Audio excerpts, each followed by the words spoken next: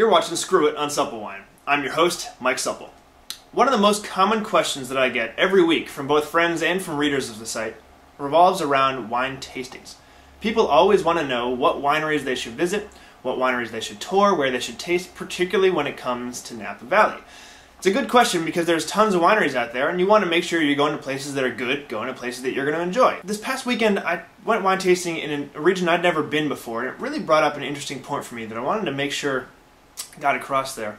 I like the wines from Napa. I think there are some great wineries out there, but it's really tough to find value in Napa, and one of the biggest issues I have with wine tasting, and particularly in Napa, is that it is still really stuffy, and it does not cater to young adults and people just getting interested in wine. And what I mean by that is, a lot of the times when I go up to Napa, by myself or with some friends or even groups of friends that go without me, I know they have the same experiences, they go into wineries and they are not treated well. The people in the tasting rooms don't respect them, they pass them over and cater to the older individuals in the rooms, and they don't seem to care. And I find this really surprising because I'm there to buy wine, I'm there to taste and enjoy, and I'm also younger, which means I'm going to be buying wine for more years. So I don't understand why these wineries don't want to get our business and get it now. And the problem when I'm trying to taste some wine and trying to learn something about it, and A, they won't either answer my questions, or B, they're just treating me like I'm not important, I start to get uncomfortable. And if I'm uncomfortable, I'm not going to like the wine, and if I don't like the wine, I'm sure not going to buy it and take it home. So from their perspective, it's probably a self-fulfilling prophecy. Oh, another young group of kids came in and they didn't buy anything. Well, we shouldn't bother seeing them. But if this is you in your tasting room, it's your fault that I'm not buying something. It's because you're not treating me like a person who enjoys wine. And trust me, I love a good bottle of wine, and I'm willing to spend money on something that I like. Now, I want to make it clear, there are tons of places in Napa that are fantastic. I like going up there. There's some great, really friendly places. So it's not everybody, but the overall feeling still is like that. So I want to stress, check out some other places that you maybe haven't heard of. This past weekend, I went to the Livermore Valley, which is east of San Francisco, about an hour or so. And yes, Livermore Valley doesn't sound all that appealing, but it's a great wine region. There's some really nice rolling hills, there's gorgeous vineyards out there. They have a lot of small production wines, so you're not going to find them nationally. You're probably not going to find them on your shelves, the shelves in the stores in New York and other areas. You might find a few. They're starting to get some acclaim.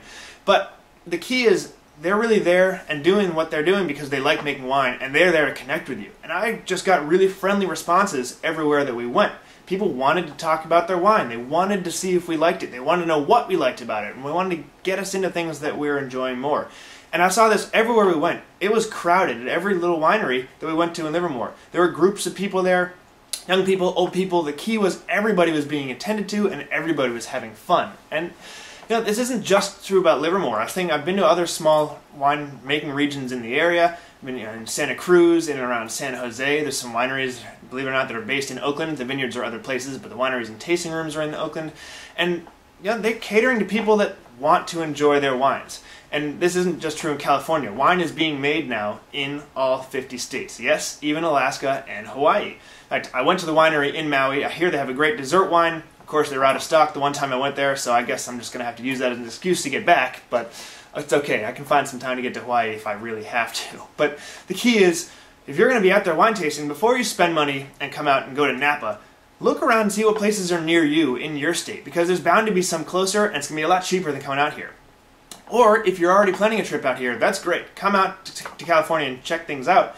But check out some of the other local areas too. If you're going to be here for a week, check out Livermore, check out Santa Cruz or San Jose, and spend some time, spread your trip around and find some things. You're probably going to enjoy yourself a lot more than being stuck in one stuffy area. So whether you're tasting on the West Coast or whether you're tasting in Sakonnet Vineyards in Rhode Island, the key is to make sure that you're going to a place where they appreciate you and they want your business, because really that's what it's all about. It's having a good time, enjoying their wines, and being with people that want you there.